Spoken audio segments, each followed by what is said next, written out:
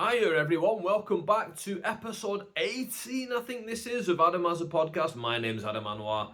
I am your host. I'm a stand-up comedian. I'm a social media content maker, I suppose, as well. I don't really see myself as a social media content maker, but then other people will then describe me as like a social media person, a TikToker, a YouTuber and things like that. And I'm like, I'm not a TikToker. Then I'm like, well, actually, I make about 5 videos a week, so I can't really deny that I'm a TikToker. But I think because it's not my goal in life, and I know it is other people's goal to be a TikToker, to be a content creator. That's really what they want to do. Because I want to be a stand-up comedian. So that's how I see myself. I see myself as a stand-up comedian. So it's interesting having those conversations with people and hearing how they describe you as well. And I feel at the moment, I'm a bit caught in between the worlds because I'm doing like more stuff now on social media. I did the Ham and Fam stuff recently. I'm about to go record another one with Ham and Fam this coming weekend. It's bank holiday weekend this weekend, so I'm looking forward to going out there again, getting some more stuff recorded. And the feedback for the last one's been really good. The feedback from the last one has been interesting because I wondered what kind of an effect it would have doing it. And it definitely exposed me to new people, which is a nice thing that I'm seeing in the so I read the comments. I've been reading the comments of that specifically because it's something new that I've done, and I was intrigued to see what the reaction was. So typically, for example, I won't scroll through my own comment section and read every comment. I see them as they pop up on my feed. I reply to them like that, but I don't really go through one by one. If I miss stuff, I miss stuff. It happens sometimes when you get a larger volume of comments and stuff like that. Anyway, I say all that to say this. When I've been going through to see the reactions from people who don't know who I am, going, oh, that guy, bang on that guy, or that guy was this, or that guy. They've been really enjoying me on that. Someone's called me the highlight of the video, and I thought, do you know what, nice one, mate, because there's so many people on that. There were 7 people on my side, there's 5 or 6 people on the judges' side.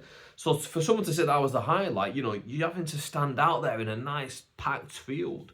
And this is the reason why I feel like I'm stuck in between the stand-up world and the content creation world, is because everyone that I was on that video with, besides Tez Ilyas, they are all content creators. Like, Tez also creates content as well, but he creates content for the same reason I do. It's because we're stand-ups. We want to give people extra content and expose ourselves to new people who might like us, so that then they come and see our content.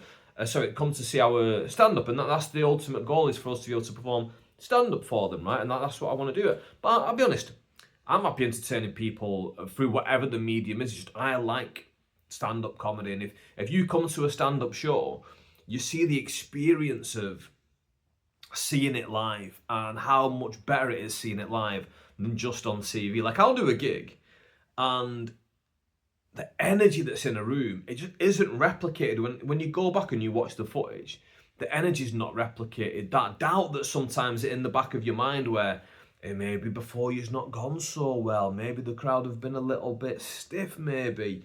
All you're seeing is the footage from when you're on stage, and you don't have the full context, or because you lived it, but if you were to show someone, they wouldn't see all that. So all these little things, they add to the dynamic of live performance and live stand-up comedy, which is amazing.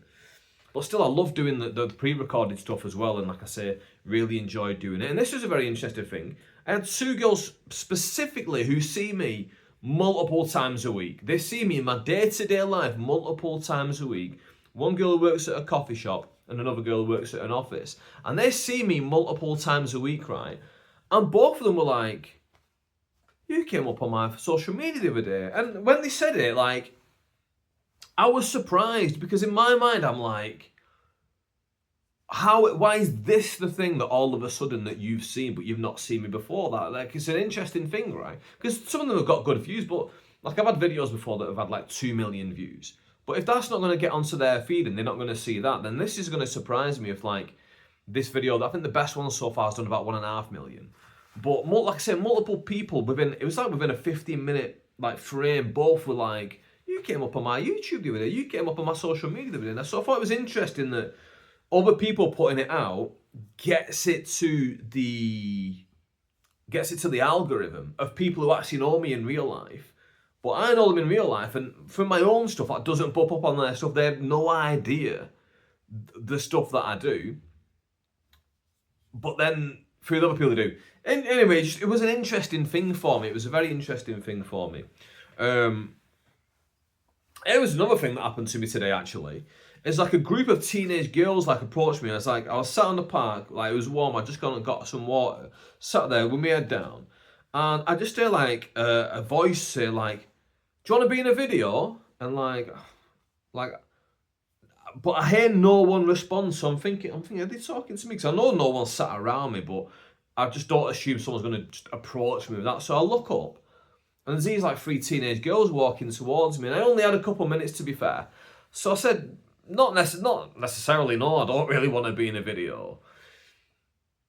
And this goes to show that even though these videos have done very well, even people in my own town have no idea where I am. Even like the very group that are probably on social media more than anyone, teenagers, they don't know who I am. So it goes to show there's a long way to go in terms of content creation, getting stuff out there online, getting into the public eye, getting my performances, let's just say, my abilities out in front of people and letting people see that and getting that level of recognizability. Because that's what you want ultimately. You want the recognizability so that when you sell tickets, people come and buy your tickets. You want to be known as, oh, that guy's a stand-up comedian, I want to go and see him. But at the same time, I don't want fame from the standpoint of like, I don't want to be, for example, stood in the queue at Morrison's and people being like, oh, that's that Adam Anwar off whatever it might be, like let's just say BBC, YouTube, whatever. I don't really want fame. I want, I suppose, some level of recognizability so I can sell tickets. Does that make sense? Either way, so the approachment, it was not very clear, but in my mind I was like, oh yeah, they're just asking me as a regular person. And because they're asking me as a regular person, I found it easier to say no. Because in general, I do want to help people. And especially, they're young, they may be just trying to grow a social media. They may have a massive following already. I have honestly no idea they are. 3 random people. But if they would have asked me as as a stand-up comedian, like, oh, do you fancy being in a video? And I'm right there, right then. I'd feel a bit more of an obligation to say yes, especially if they were followers of mine.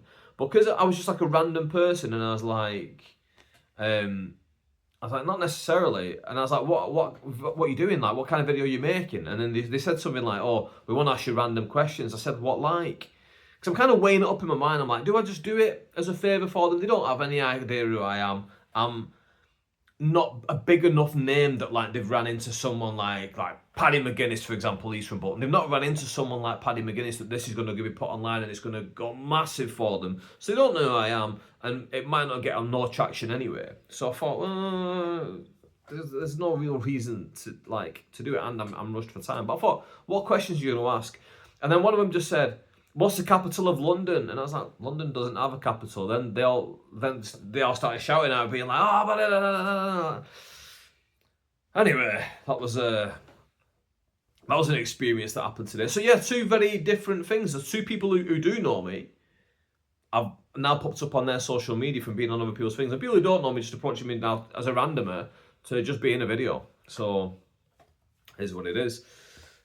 Gigs this week. Where have I been gigging? I was gigging in Kersley last week. First of all, I've been gifted a hoodie. And I wore it to the Kersley gig last week. Now, first of all, thank you very much to anyone who ever reaches out to me and offers me free stuff. Like, I gugenuinely really appreciate it.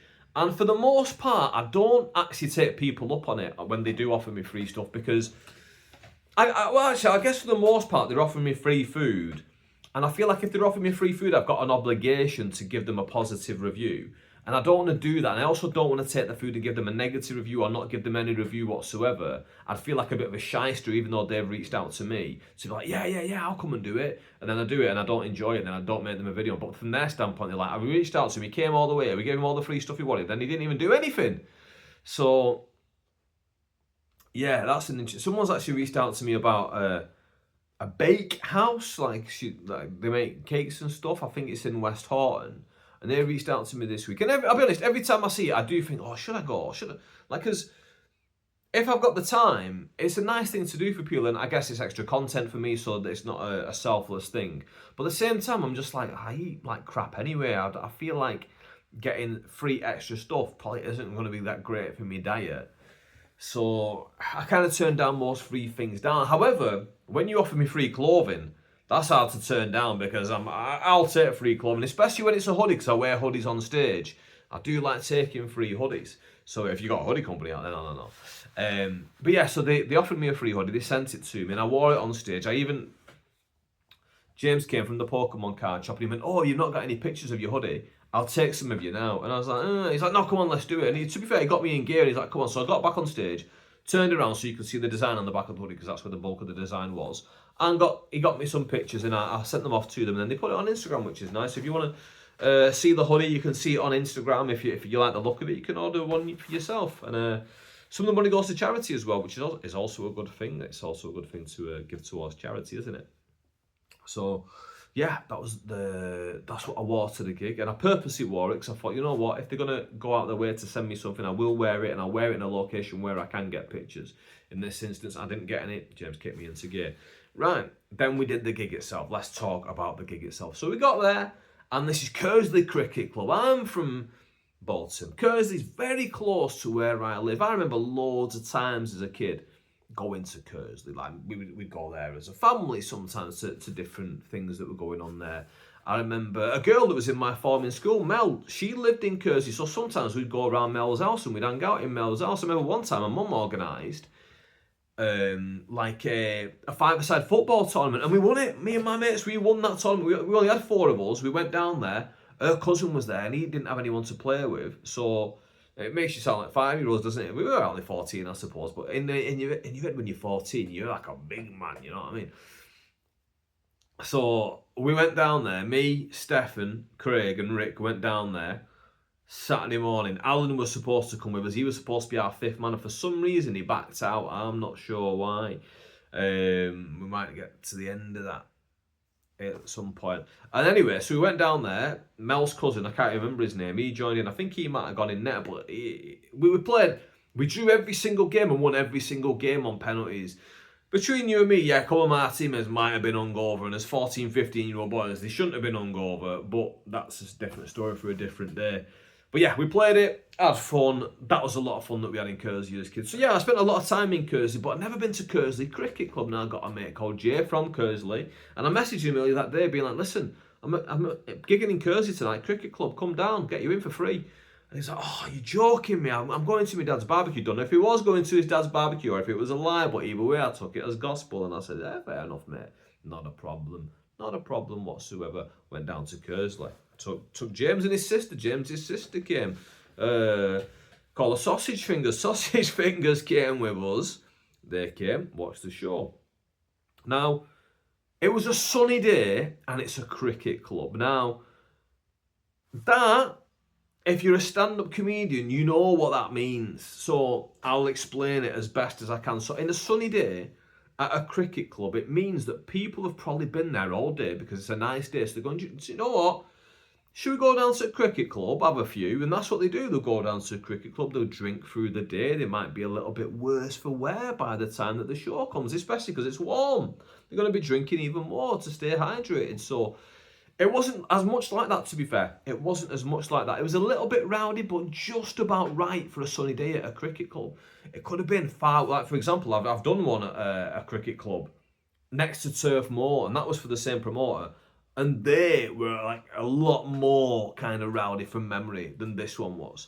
But this one, they were fine. They were fine, to be honest. They were a little bit on the rowdy side, but they were decent. And I think another part of it is like a lot of the people who came to this one, they know Louis, who was running the show. They know him and his friends, family friends and stuff like that. So there's an element of respect there when you know the person, because you don't want to mess it up. Listen, he's working here. Even though it's stand-up comedy, it still works. So he's working here. If he's trying to put this on as a business endeavour, you don't want to ruin it for him and everybody else. So that's a good thing that happens. He can control it just by being there. And he didn't put himself on the lineup. He abstained, which is good because a lot of promoters, especially new promoters, they won't abstain. They'll put themselves anywhere they can on every single lineup. I used to do it myself. I still do it for the most part when I'm running a gig. I'm putting myself in a lineup, whether it's hosting or whatever. This one, though, had Lewis Coleman hosting. Now, Lewis Coleman, I have not seen Lewis since probably before the pandemic. Now, Lewis was good straight away when he started stand-up. He was good straight away when he started stand-up. And I think I booked him on about his 4th or 5th gig, something like that. And I remember talking to him, and he's like, oh yeah, I've only done about 4 or 5 gigs, and I've won Beat the Frog already. And I was thinking, oh yeah, you must be good. If you won Beat the Frog already, you must have got luck. Some people get lucky. You must have got lucky, or you were good. And then in my mind, I was like, well, I'll find out in a minute anyway, because he's going to be on stage, and we'll see what he's like. And he was good. He was good straight away. This guy knows what he's doing. I think he's got an acting background and stuff like that. And it comes across because what he does on stage, when he does his set at least, is very well, you can see it's very well delivered, but it doesn't feel like rehearsed. It feels natural, and like I feel like obviously a good actor would make it feel natural. It's something that sometimes I can't do. Sometimes I will revert, should I say, back to autopilot, and I'll just do my thing, and it's a bit more robotic, and it seems very rehearsed when I do it. But Lewis is he's like that. He's natural with it on stage, and I've not seen him host before, so it was interesting seeing him host. Did a good job. James in the front row though, my mate from the card shop. I had to tell him off in the break, because Lewis goes to him. He goes, James, he goes, oh mate, what's your name? He goes, oh, my name's James. He goes, oh, who's you with? Oh, I'm with my sister. Oh, nice. And what do you do for a job, James? He goes, oh, I run a shop. Oh, what kind of shop? A collectible shop. What kind of collectibles? Trading cards. What kind of trading cards? Pokemon. Just tell him you own a Pokemon card shop. What you've done there is you've dragged that answer out so long. The rest of the room is getting bored, and the host is going to get the bad rep for it, because he's supposed to get a good answer out of you. You know he needs a good answer out of you. Just tell him, oh, I sell Pokemon cards, mate. Boom. He can have a little laugh with it. You can move on. Don't be scared of making yourself out to be the fool if you're in the crowd at a comedy show. This goes into what I was doing with the Ham and Fam thing. When I did the 5 white people versus 1 Pakistani people, that was essentially a crowd work show, because the judges are basically the comedians, and the contestants are basically the audience, and they're the ones making jokes at our expense, really, when these things happen. And we're supposed to like make the most of our minutes, maximize your minutes, get the best responses. But really, they're the ones in control, just like in stand-up. And I went into that knowing that, okay, I've got to kind of give up that to these guys a little bit, because they're the ones in control. They're the ones leading the conversation. Don't just try and have arguments with them for the sake of it, because you want to be top dog. Maximize your minutes, get your funniness where you can, but you need to like let these have the pedestal, because they're the judges. Anyway, people need to do that when they're in the audience. And I told James, I said, listen, mate, you made it awkward. Just give him that proper answer to begin with. But Lewis did a good job. Crowd, like I said, the crowd they were all right. I went on, and they built through the set, and I'll be honest, I was going into it thinking, like, I wonder what they're going to be like. But at the same time, I thought, especially because Lewis was like, Louis, who was running the show, let 4 lads in from the cricket club. Because they're from the cricket club, and he let them in, he gave them comps. He went, listen, do you know what? I'll let you in for free because you're from the cricket club. And Lewis, who was hosting the show, he's on stage hosting, asks one of the guys, he goes, what's it worth so far? And he says £0 and 0 pence. He doesn't say it in those terms. It began with an F and it ended with all. So I think you can imagine what he said. So I'm going on thinking like, right, what's this crowd going to be like now? Are they going to be up for it? Are they all going to be like this guy being like? Because sometimes audiences just like, go on then, make me laugh. You think you're funny? I can't wait to see that, pal. Go on then, make me laugh. Sometimes audiences are right, like he was giving that kind of attitude. However, when I was on there, laughing big, this guy, and he was in my mind, I'm looking at it and I'm thinking, this guy's laughing big. And I called it towards the end of my set. I went, hey, it's not worth nothing now, is it? My friend. And again, it didn't end with my friend, it ended with KN space head. So you can figure that one out for yourself as well. But either way, I really enjoyed it at Kersley. Love it. Good gig. And local to where I live as well. Local to where I live. So you love it being able to go there, get off home early. Because I went to the gig with James and his sister, but they wanted to watch the entire show, obviously. But I didn't. I wanted to go home. My shift's done now. I want to get home and eat a pizza or whatever I'm doing. Actually, no, I'm not eating pizza anymore. I think I might stop eating pizza. Let's get into this. Oof, this is a heavy topic for me. I love pizza. It's my favourite food, but pizza is very heavy on you. Very heavy. I already eat enough sugary stuff. I already eat enough crap, like I was saying before. So I feel like if I can cut out pizza and replace it with other meals, cleaner meals, then maybe I can get my health a little bit better. Not that like I feel like I'm in bad health, but I am a little bit cautious that I'm getting older. This last decade has gone fast. Before I know it, I'll be approaching 50 and I'll be like, how am I going to make my health better now? Because then it's really in that zone of like, you need to do it now. If you don't do it now, things might go downhill quickly. So I'm trying to address some of these things now. Now, don't get me wrong, you might see me eating a pizza in 1 week's time. You might do. But at least in my mind, I'm going to try and give up eating pizza as much as possible.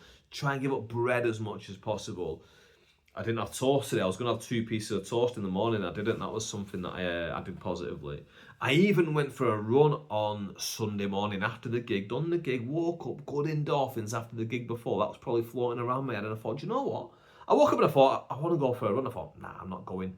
Went to the bathroom, brushed my teeth. As I'm brushing my teeth, I'm like, nah. I'm looking out the window. It's sunny. I'm like, nah, I'm going for a run. I'm going for a run. Right. As soon as I finished brushing my teeth, shorts on, jacket on, boom, I'm off for a run. And I went off for my run.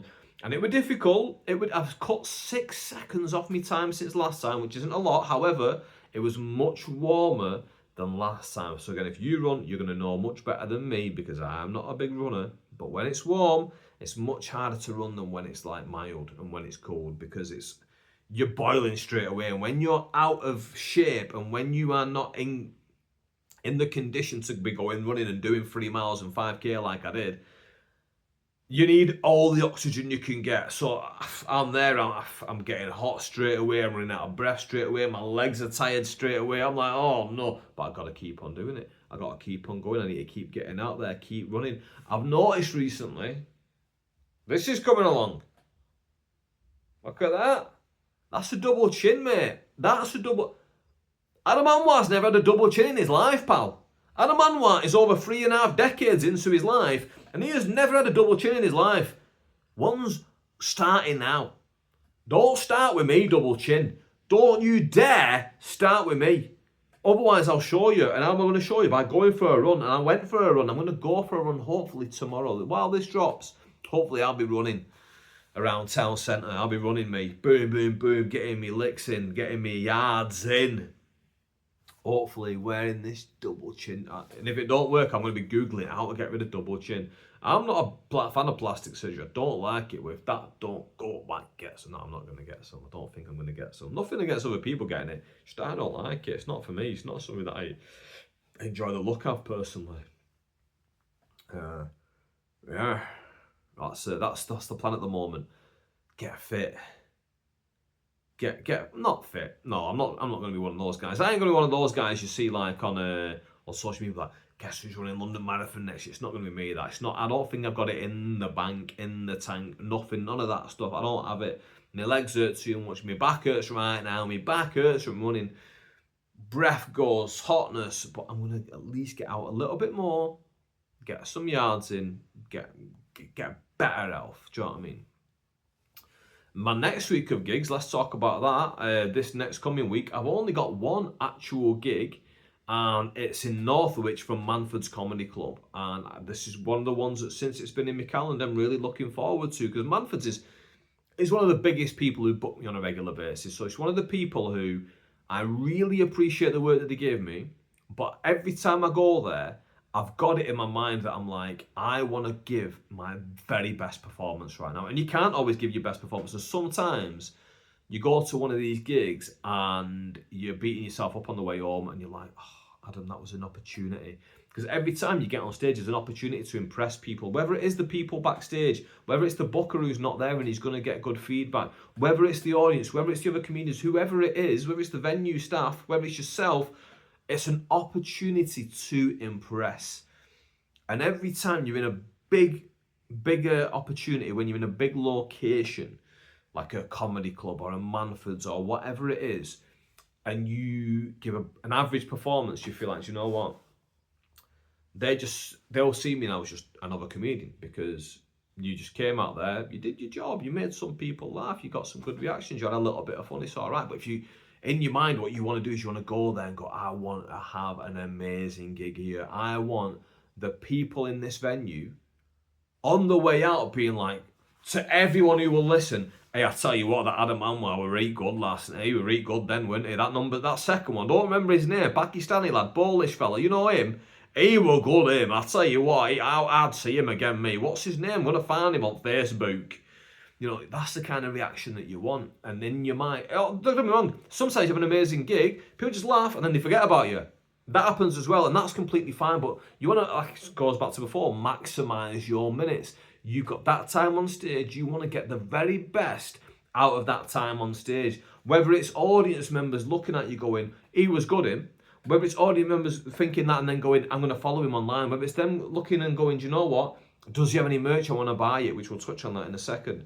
Whether it's the comedians backstage going, he's decent, him. Whether it's the comedians backstage going, do you know what, I run a gig and I need to get it, I could get him in my lineup actually. Yeah, that was really, really good, get him in front of my people. Whether it's the bookers backstage going, Adam's turned up on time, he's been very professional, very pleasant to deal with. Or whether they go, do you know what, Adam turned up today, leathered it, we need to be looking at how we can progress him. If we've got space to progress him, let's have a little look at that. Now that's the hardest bit. Hardest bit is getting progression, because let's be honest, if you're willing to do the job for a certain amount of money, and you're doing a very similar job but for more money, why would they just fast track you to that? You've got to prove it to them, and you've got to. Again, I don't know what the next bit is. Do I have that discussion with them? Do I have to be like, listen, I need this, I need that. Slowly over time, you do get into a position where you start to be able to turn down stuff. Like when I started, I'm only doing open mics. Like what, 85% of the time it's only open mics, and then you get to the point where you don't really have to do open mics as much anymore. Sure, you can do it when you've got the availability and when you're close to them, but you don't have to. If you want the stage time, you can get it elsewhere. It's always good to be performing, but like if you can get 7 days a week paid work, then you never have to go to the open mics. And there's Peter Kay, for example. Peter Kay don't have to ever go to an open mic ever again in his life. He just needs to announce that he's doing a show and he's going to sell out like that. It's not a problem for people like that. And you want to build up to that level slowly but surely. And I want to build up to a level where I get to the point where they can go, look, we're going to be giving you the higher paid stuff now. We want to let you open. We want to chance you now opening this gig. We want to test your metal. You're doing a good job for us in the middle. And that's kind of what's in my mind all the time when I do these big things. And I really hope, touch wood, that it goes good for me in Northwich. And it goes really good. I hope it goes amazing, to be honest with you. And I have a good gig. I'm really looking forward to it. And it's really, really in the forefront of my mind to be like, let's have a good one here. Let's have a good one. So I guess you'll hear next week, and hopefully I'm not sat here depressed next week being like, oh, well, that's had an okay gig, or hopefully not even worse, where like you absolutely fall flat. Hey, have we seen this on Netflix? It's a Kevin Hart, it's like a reality TV show, and I think, is it called Funny AF or something like that? And they did 3 heats. They did New York, Chicago, and LA, and they did about 10 or 12 acts in each different place, and then 5 progressed onto the next round. And it's your chance. And then the winner of the entire thing is going to get a Netflix special. Boy, let me tell you, I was watching this reality TV show and it was giving me anxiety, because it's my profession. It's the thing that I do. It's my dream. It's the thing that they're getting so close. And some of the people, they were doing comedy around the same time as me, and it's a lot of people in a similar scenario to me in America. Some of them have only been doing comedy 2 or 3 years. Some have been doing it 10 years. Some have been doing it like me, 7 years. I'm watching it, and you're looking at it going, right, if that's me, first of all, you go in there and you're thinking, please don't be first. Please don't be first. Please don't be first. Because if you're first, the audience isn't warmed up as much. You've not had a chance to like download the information of how the audience are, what they're laughing at, what they're not laughing at, what's the response been to this so far, what do you need to do to meet their level. You've just got to go out there and try your best. But what if you just get something slightly wrong tonally? They just don't lock into you, and all of a sudden the stuff that might have got you more of a reaction because you could have changed it a slight thing or two if you were 4th or 5th on the lineup. Now you're first, you can't do those things. You figure it out towards the end of your set. Maybe you've blown it. So that's the first thing I'm thinking when I'm watching this show. I'm I'm like, oh, whoever's first on these lineups, I feel for you, mate. I feel for you. Then you're going, right, now you're in the green room with your competition. And your competition, some of them are your friends, some of the people that you see around and you do stand up with and you've been knocking around with on the open mics and stuff like that. And you've got those friendships so you can chat with each other. But let me tell you this, there'll be some people you'll be looking across them in that dressing room and you'll be like, how's he in here? How's he got on this? And that's what you'll be thinking. You'll be thinking like, and then you'll see them go up and they'll leather it and you'll be like, oh, that's why he's here. Yeah, he's better than I thought. And now he's better than you thought he was. Now you're panicking a little bit because you're like, I didn't think Jimmy Jackson was going to be this good. And now Jimmy Jackson's got up there and he's leathered it. I came here thinking, how's he got in here? That's someone I'm going to beat easily. Now he's leathered it. Now he's like towards the top of the pack and I've got to be like, whoa, I need to get ahead of him. Because if I'm not ahead of him, I might be out this complete thing. So these things are in your mind as well. Then you're on stage. You've got a live audience in front of you. Live audiences are unpredictable. What if they heckle you? I've said this before. Getting heckled, not a problem. You can deal with it. Genuinely, it's fine. But what if you don't deal with it perfectly? What if they say something and it completely ruins one of your punchlines? Like, because they start saying something just as you say the punchline. And everyone misses your punchline. Everyone half hears it. It gets half a laugh. All of a sudden, the one thing you've been banking on, all of a sudden, yeah, you can deal with it, but the moment's gone. You've spent the entire set building up to this punchline. You've built them and built them and built them to the fantastic crescendo. And just as you're about to drop it, bloke shouts something. People now aren't laughing at your punchline. It's ruined. What are the judges thinking of that? Obviously, they're going to take that into consideration, but if 5 other people have smashed it, now you're out of it. I'm thinking of all these things. I've got anxiety watching these people being like, I hope this goes well for you. Then I'm watching it, and you're seeing the full sets. Then you're seeing someone, and you just see a clip of their joke, one of their jokes, and you're like, oh my God, that person got up there. They did their full set. 5 minutes, that's all that you get. Let's talk about that, actually. You only get 5 minutes. What do you put in there? I'm used to doing like 20 minutes, 15 minutes, sometimes 10. 10 is fast. 10 goes so fast and you're like, whoa, I can't believe that's gone. 5 minutes now, you'd be like, whoa, how do I even? What do I put in there to make this good? Like, I have the benefit of watching this reality TV show and I'm hearing Kevin Hart on the reality TV show and listen, I want to hear who they are in this set. I want to know what makes them different, why they do stand up. I want to know their stand-up voice, where they're coming from. I want to get that from these 5 minutes. That's hard to do in 5 minutes. That can be very hard to do in 5 minutes. Because if you get up there and all your jokes are about chasing the ice cream van, but you're not a massive fan of ice cream, you just have one good joke about chasing the ice cream van, maybe it doesn't give a great picture of you. Maybe it gives an anxiety-ridden picture of you because you're just trying to chase it down and you're just trying to get an ice cream for your kid. Maybe you want to sell the fact that you're a good father.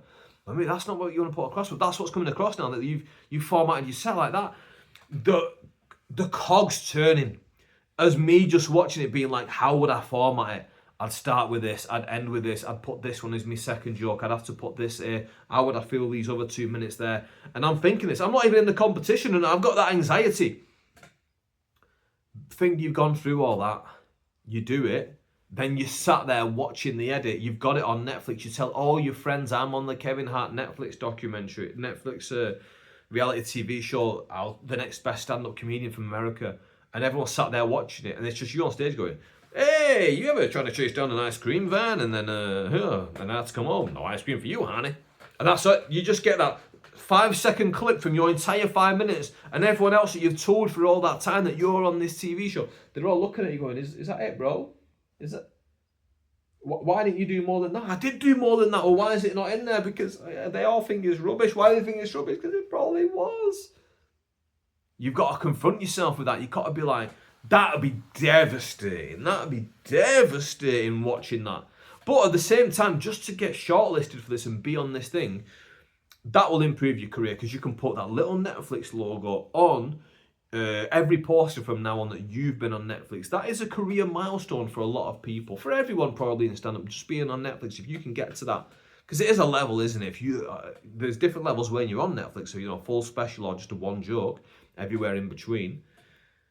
But yeah, I was getting that anxiety watching them. When I saw the ones and they had their set clip down to about 5 or 10 seconds, I was like, oh no, I feel really sorry for you, bro. But then there's the positive side. What about all the people who are being positively showcased? They're having numerous interviews backstage where they're getting to give more of their actual real personality. Because when we're on stage, we give you a curated version of our personality. Don't get me wrong. When they're getting interviewed by Netflix, they're still curating that version of their personality. However, you don't know what questions are coming. You've not had 1,000 odd chances to craft that answer and keep answering it and then checking what the reaction is to that answer. You can with stand-up. With stand-up, you can see what the reaction is. You can make it better all the time. You can see what works, you can see what doesn't. You can go with what works, you can ignore what doesn't. When you're answering questions, you're just answering it and something might slip out in the heat of the moment and all of a sudden now, you might have painted yourself in a bad light. But you might paint yourself in a great light. Maybe you're just going to be honest and people will be sitting home going, I hope this guy wins. I hope this guy wins. Now, I've actually gone out of my way to to find some of these people and comment on their videos for bits that I really enjoyed. Like one guy had a bit about polar bears. I'm not going to spoil it. Great bit. Great bit. Go find it online. His name is Leclerc something. If you put Leclerc in, Leclerc, I can't remember what his surname is, but he's a stand-up comedian. Black guy from New York, I believe he was from. Great bit. Like, I went specifically to Instagram while I was watching it, found it, commented that, going, this is an absolute fire bit. Because I want to give that person his props. Because if I would have stumbled upon that online, I would have fought it. Watching it, I thought, you know what? Now give these people their props because what they're going through must be so stressful in the moment. Anyway, so if you get through, then you go to callbacks, and then in the callback, then there's let's say 10 of you maybe or 15, whatever. There's that amount of you. Now you've got to do it again. You've got to give them a whole new 5 minutes. I'm thinking now, right? Well, I've just given you my best 5 minutes in the first 5. Now it's a point of diminishing returns. What can I do to get as big of a reaction as possible with the rest of my stuff? Like, what am I going to go with here? What stuff? How am I going to build this set now? So now I'm going through my mental Rolodex of like, how would my next 5 minutes go? I gave myself so much anxiety thinking about it. I stopped thinking about it. I thought, this is too much. I just need to enjoy this Netflix show. But I can only imagine what them lot are going through, being like, wow, here's 5 minutes burned. Bear in mind, that's on Netflix forever now, though, those 5 minutes, the people who got on it. A lot of people will watch this documentary and now they probably won't want to hear those jokes again live. So those are 5 minutes that were your best 5. It's gone, potentially. So then you got to go through that. I think that's where I stopped after about 3 episodes, and then I think new episodes are coming out weekly, but I'm going to be looking out for this, and this is something that I'm really going to be looking at going forward, and maybe I might have to do some videos about it because I did find it really interesting. I found it really, really interesting watching it. Another thing that dropped on Netflix last week, the Hulk Hogan documentary, which I found disappointing. That's what I will say. Hulk Hogan's a very complex character. Let's look at the positives first. In the positives of Hulk Hogan, he is someone who is an absolute megastar. He is not just top of his industry at his time, he is arguably the top guy in his industry of all time. Like, legitimately the legend of legends, the extraordinary person in an industry of extraordinary people. Like, he's that level. He's just incredible, right? So you could do a brilliant documentary about Hulk Hogan without his involvement, because there's so many things. You can probably get so many people, because you're on Netflix, to talk about him, because there's so many people who love Hulk Hogan as well. Add into that they had Hulk Hogan's last ever time on camera in his last ever interview. So you can now include very interesting stuff into this documentary. And I'm thinking, okay, where are we going to go? This is where the problems start. Now, you see, Hulk Hogan, his real name is Terry Bollea, or Bollea. He speaks in a way that you don't know if you're listening to Terry Bollea or Hulk Hogan outside of the arena. And what I mean by that is, let's say the world of wrestling is real. Hulk Hogan exists within the arena as the big wrestler, and he talks like, "Now let me tell you something, brother," because he's full of energy, because he's at work and he's about to fight someone and he's pumped up. But at some point, Hulk Hogan, that wrestler, has to go home. I'm talking about the wrestler as a character. That character goes home because we understand he doesn't live in the wrestling arena. He goes home and he spends time with his wife. And if he was to be interviewed, that character, he would talk in this way, and that is how Hulk Hogan talks. He doesn't really talk a lot as Terry Bollea. Now, obviously, I'm different, right? I'm Adam Anwar. I'm me on stage and I'm me here. Now, the me here is very similar to the me on stage. But if the me on stage, let's just call him Robin Rednose. If my character on stage was called Robin Rednose and he was exactly the same as I was now, if you were to interview me as Robin Rednose, the comedian character that I am on stage, it would be a lot more confident and a lot more brash, because that is how I am on stage. I have that kind of like abrasiveness on stage, because that's the kind of humour that I like to deliver it like that. Like, yeah, you know. I like to deliver a bit like that, and a bit more stupid as well. I like to like, oh, I was doing this. You know, I like to play that kind of style a bit more on stage, because I feel that's more funny. But when I'm off stage, I like to be a bit more introspective, a little bit more thoughtful, a little bit more, like, as you can probably hear the way that I'm talking about a lot of these things. So that's two different people. When you listen to me now, you're not really listening to me as a stand-up comedian, as the stand-up performer, how he performs. This is me in real life. I'm Adam Anwar, the person, not Robin Rednose. Hulk Hogan is very rarely Terry Bollea, and there was two moments. There was one moment where they almost caught him as Terry Bollea, and they were talking about his brother Alan, and his brother Alan passed away decades ago. And there was a moment where they're talking about that, and the interviewer asked the question along the lines of, do you feel like you could have done more, or did you have any guilt feeling like you could have done more? And Hogan goes, "You're digging a bit too deep there, brother. Let's cut that there." And I was like, oh my goodness, that was the first part in the documentary where I was like, we're getting something here. We're getting something that I do not know about. I do not know Terry's actual beliefs and feelings about his brother Alan. I would love to hear what Terry thinks about Alan, what happened with Alan, and how he feels about it. Now he's gone, we can never hear about it. This was a massive disappointment of the documentary, is that it was Hulk Hogan speaking, not Terry Bollea. There was one other time towards, and this was a highlight of the documentary for me. The man is asked, what was your happiest time in life?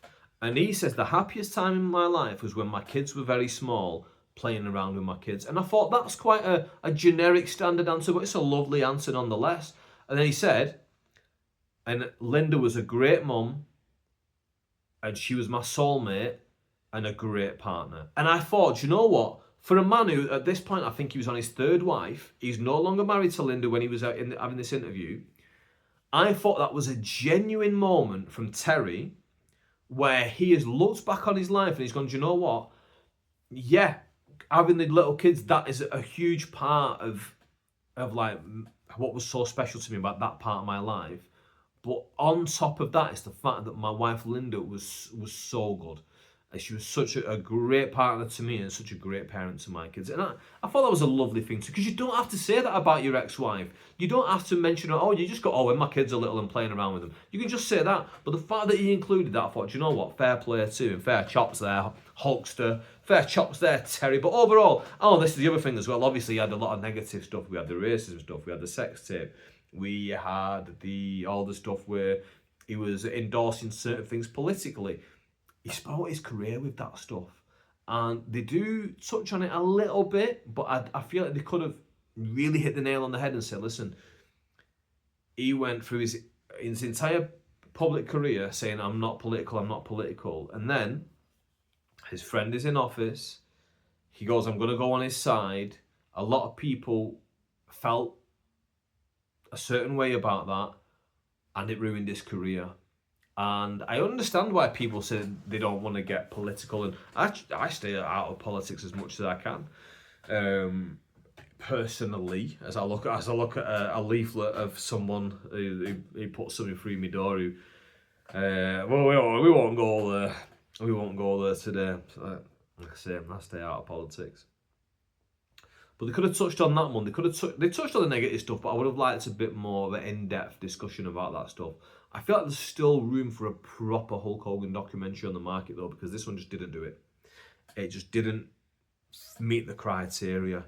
The Vince McMahon one was great though. If you've never seen the Vince McMahon one, I'd watch the Vince McMahon one.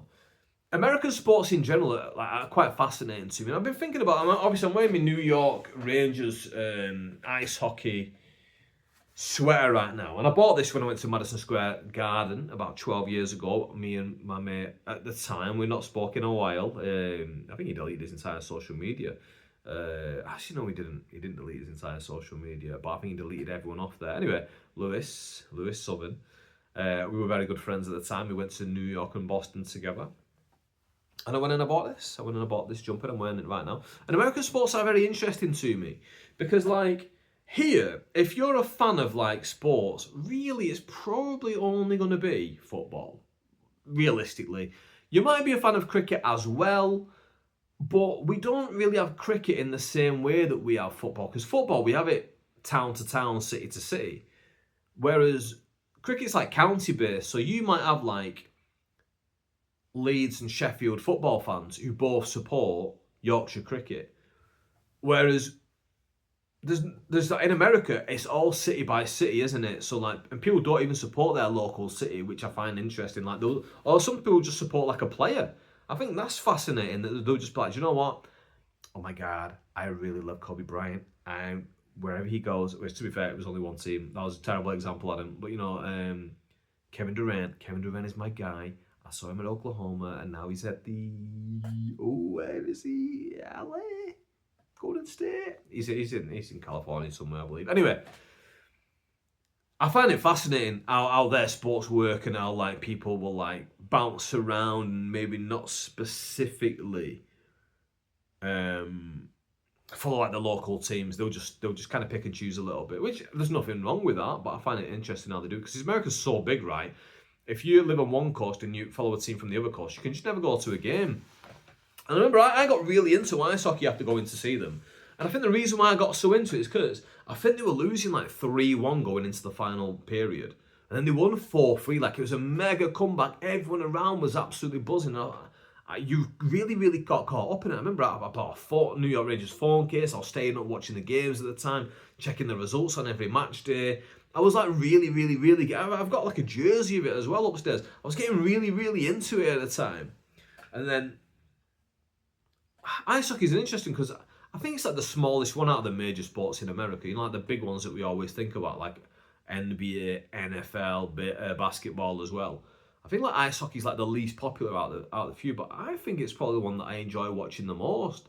And obviously, I played hockey myself, as you will know if you watch this podcast. But yeah, I do love watching ice hockey. I've even been to one in Altrincham. In fact, I've been twice. I've been to Altrincham to see... Is it called Manchester something? I can't remember what the names are anymore. And then I've been to Blackburn Hawks as well, at the Blackburn ice rink when I was at uni with a few of my mates. I went with Tom, Dom, Carl and Marcus probably. Yeah, it must have been us five. And we just went on a random day. We were just like, yeah, should we just go down there now? Carl drove. We all went down there, had a fun time at the ice hockey. Got into it like, Hawks. That's what all the fans were like, Hawks. Yeah, we got well into that. But yeah, ice hockey is an interesting sport, and isn't it weird that like, I guess you do get it with football, but you don't get it with rugby, do you? You don't get like people being like, oh my God, I just love Salford City Reds or whatever the Salford rugby team's called. You don't really get that in America with the other sports. You get it with football, like you get like Arsenal bars in New York. I find that fascinating. There's enough people in New York who support Arsenal, but there's an Arsenal bar that play the matches like that. Surely not. Like, you couldn't even have that in Bolton, and we're like 4 hours drive away from London. Yeah, I guess Americans are a bit more... Are they more fanatical or way more fanatical? I guess we fight each other over the football teams that we like. That's ridiculous. That's ridiculous, right? When you actually sit down and think about it and go, oh yeah, there's people out there who will fight you because they do not like the football team that you like. So they will want to fight you. Like, why? Why? What have I done? Don't come at me like that. Leave me alone. I'm a man in a pink hat. Speaking of the pink hat, I've been thinking about this. Let's just round it off with this. Ham and Fam on the weekend. I'm going to be recording that. I've been thinking, what should I wear? Because I wore my regular clothes last time and I thought nothing of it. And then I watched back the video and I was wearing a black hoodie and a black hat. And so many others were wearing black hoodies and a black hat. And I thought, I need to separate myself off a little bit here. Otherwise, we're all going to look exactly the same.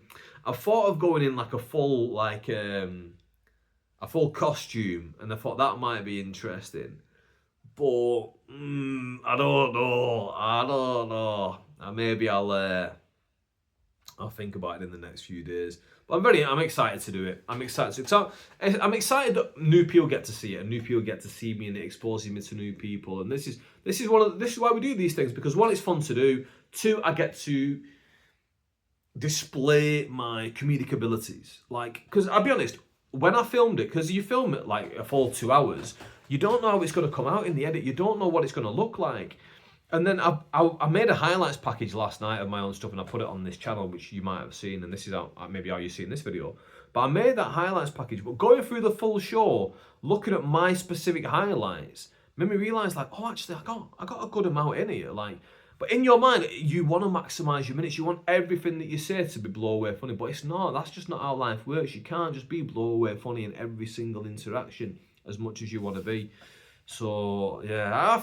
One other thing I've got coming up though, I've went and recorded with Bolton FM. I'm going to be on the radio, I think this coming Saturday. So I think that's going to be this coming Saturday on Bolton FM. That will be a interesting one. I need to, when I go to Bolton FM, have something in mind that I want to talk about. Because when I go there, I feel like I'm a bit boring, because don't go with anything specific to say. And I feel like maybe I need to go as my comedic character and not as me the person. Does that make sense? So maybe I need to be more Hulk Hogan and less Terry Bollea. And I need to go there and be like, oh, let me tell you, I'm smashing it at the moment. Listen, I've had some amazing gigs recently. And let me tell you, I've done fantastic at all of them. And that's not me talking. That's everybody talking. You ask anybody who's been to see me recently, they will tell you I've been knocking it out of the park. Now, whether that's true or not, that's a bit more in the world of me as a stand-up comedian. Whereas me as a human being, I don't talk like that. If anyone asks me how a gig went, I'll say it went well. You'd have to really, really push me on a gig for me to be like, I'll be honest, it went amazing, mate. It was so good. It was incredible. And it's in my times of doubt. That's when I actually look at things, and then I can accept the really, really good ones.